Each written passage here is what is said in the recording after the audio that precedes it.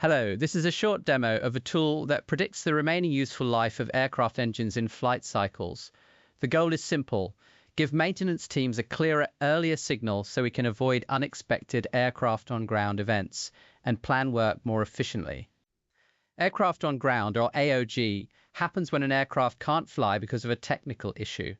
AOG events are costly, cause major delays, and disrupt operations. Predicting when an engine is likely to need shop maintenance helps reduce those unplanned AOG events and lowers maintenance costs. This web app uses machine learning models trained on full life records from 11 engines, from installation to removal for a shop visit.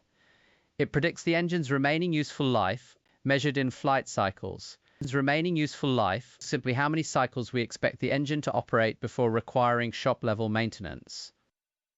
3 models power the predictions: XGBoost, Extra Trees, and Random Forest. You can select any single model or choose the average of all 3. Averaging often gives a more stable estimate by combining their strengths. The prediction uses 9 simple parameters that are commonly available in engine monitoring: flight cycle count, EGT probe average, fuel flow, core speed, a pressure parameter labeled ZPN12P, and 3 vibration measures plus the current flight phase such as cruise or takeoff. These inputs capture both engine condition and operating context.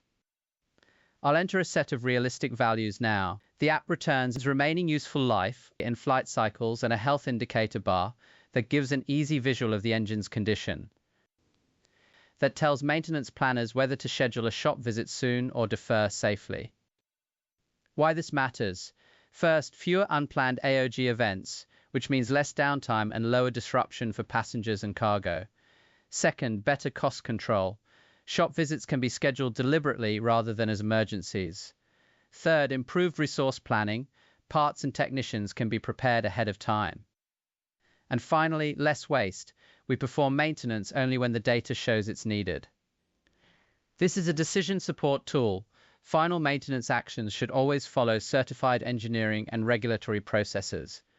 The models are meant to inform and prioritize inspections and planning. That concludes the demo.